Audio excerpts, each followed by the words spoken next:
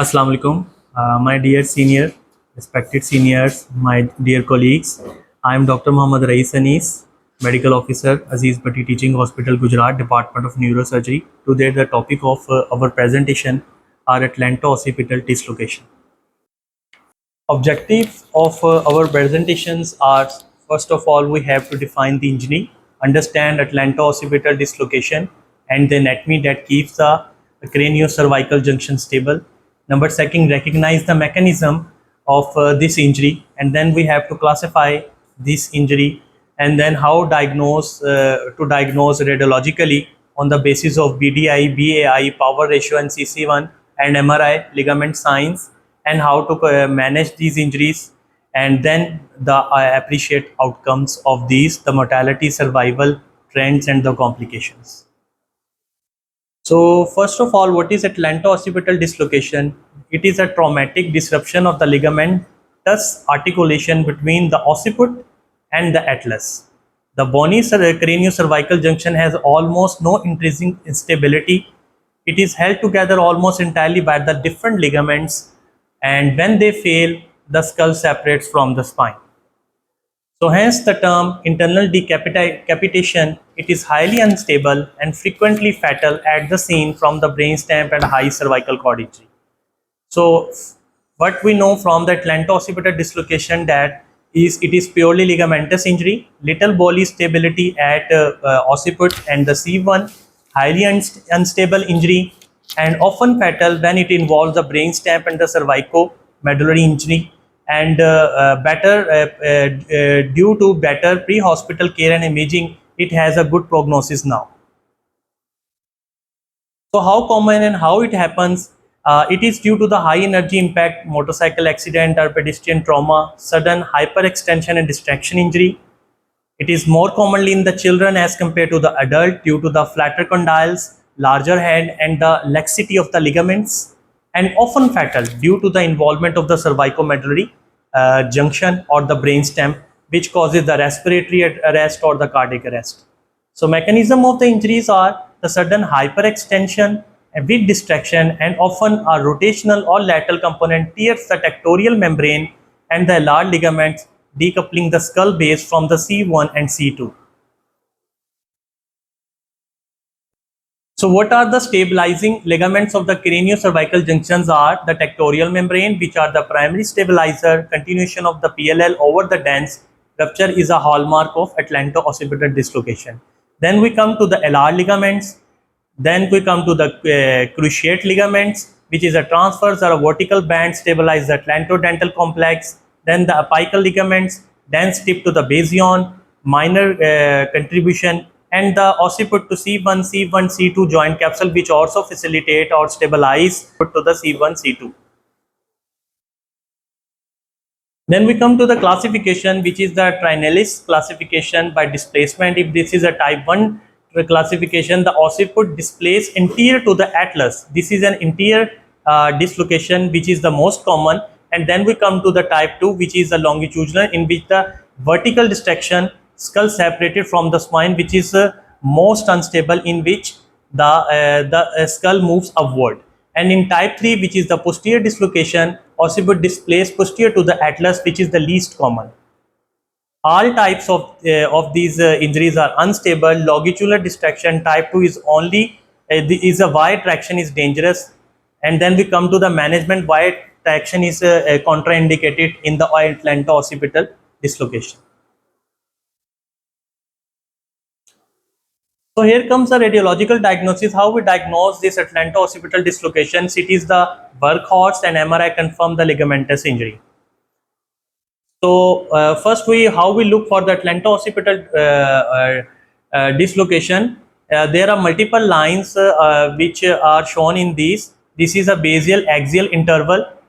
This is a basion, and this is the line which is the on the base of the C2 vertebra. It is a drawn here, and the distance between this is called basion axial interval.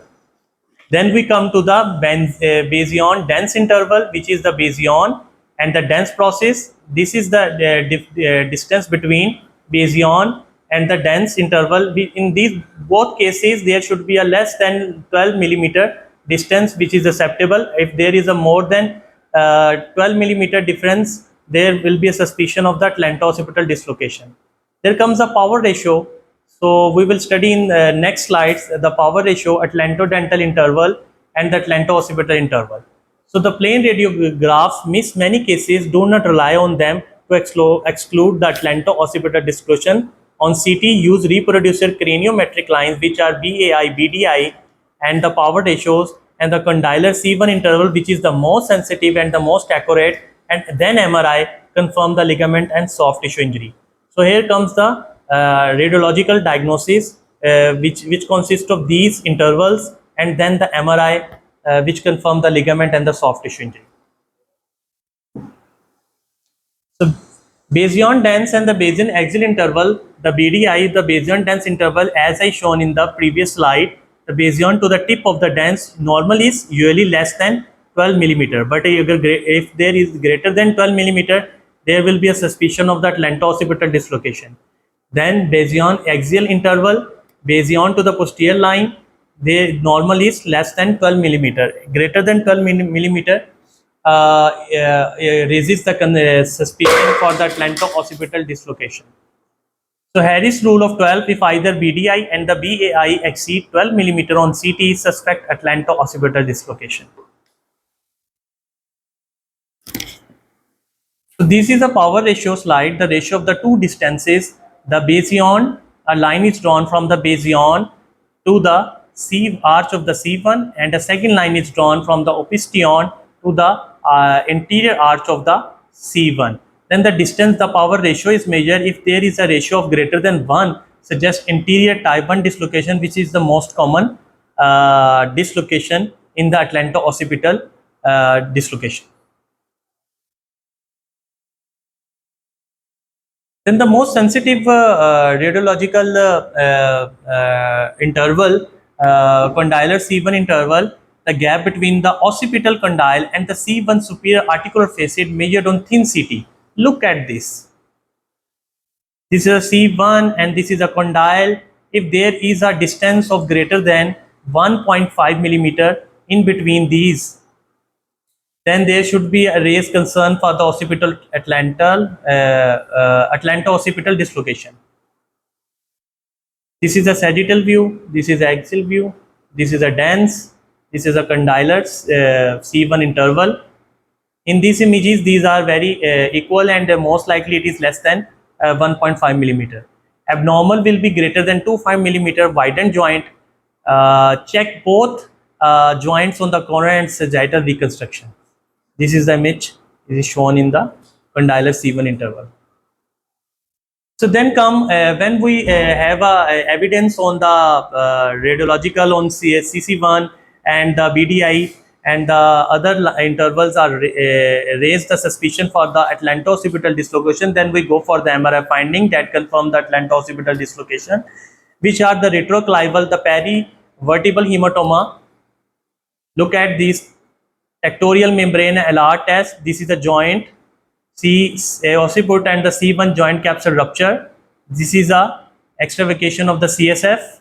This is a retroclival hematoma. This is retroclival perivertebral hematoma.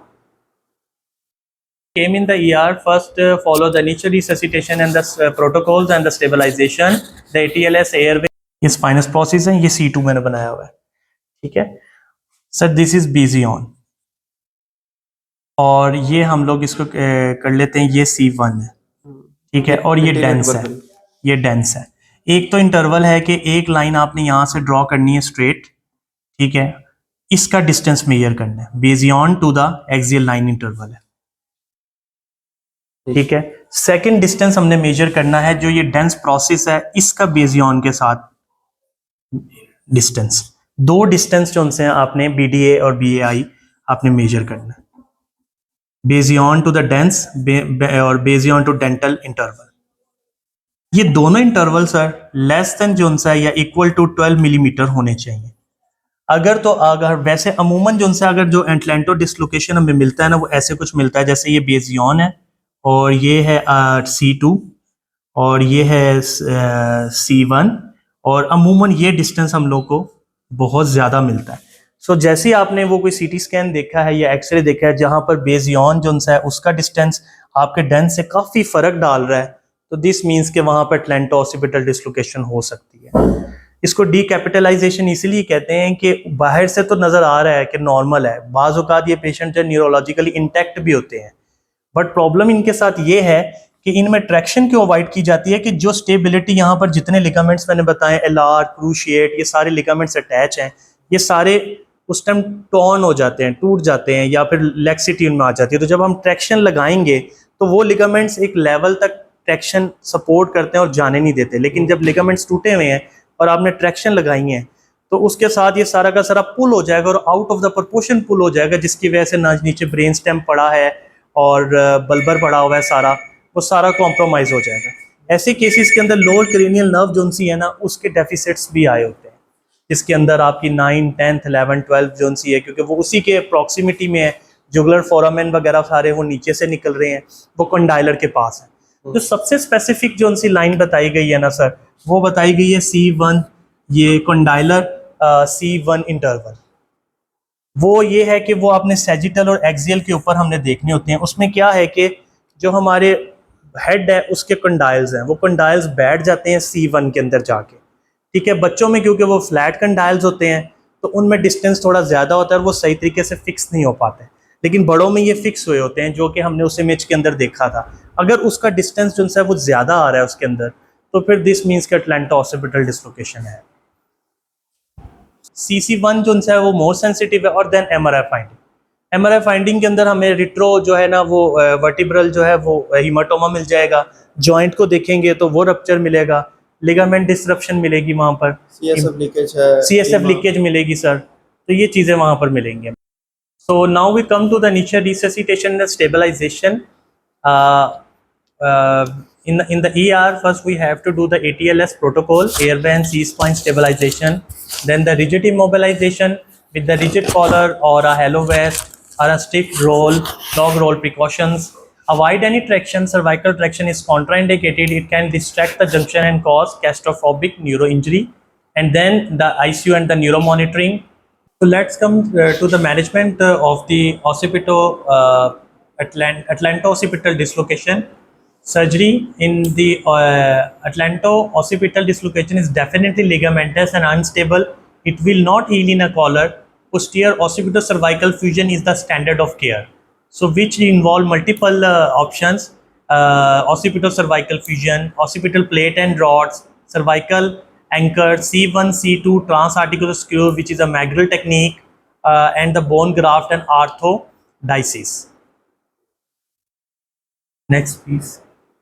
So this is an example of the instrumentation and fixation, and this is a Magrill technique in which a lateral view of the posterior C2 and C1 transarticular screw fixation is shown, and in this image you can well appreciate there is a greater than 12 mm difference distance between the basion to the dens process, and there will be a greater than 12 mm distance between the basion to the axial line of the C2 vertebra. So this is a fixation which is a cervico-occipital fixation. Screws are inserted into the C1 and C2 and then the occiput. But mostly this procedure is not commonly done in the pediatrics, mostly done in the adult patient. Next, please.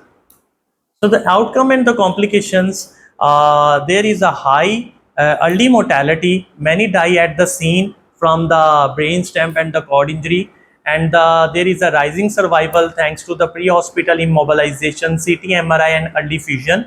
And there is a variable neuro outcome from intact to the quadriplegia driven by initial cord injury.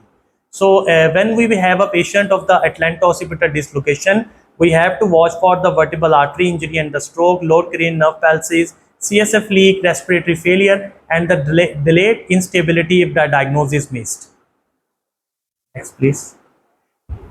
The take-home messages are that Atlantooccipital dislocation is a ligamentous, highly unstable, internal decapitation, keep a high incidence of the suspicion in a high-energy trauma, and the children. Normal plain films do not exclude it. CT is the investigation of choice, and MRI confirm the ligament and the cord injury. So now the numbers BTI and the BAI less than 12 millimeter, rule of 12, power ratio greater than 1.0, and the CC1 greater than 2.5 millimeter, the most sensitive. Immobilize and never apply traction. It can distract the junction and be fatal. Definite treatment is the posterior occipitocervical fusion. Outcome is set mainly by the initial cord injury. Next, please. Thank you so much. Any questions or suggestions will be appreciated.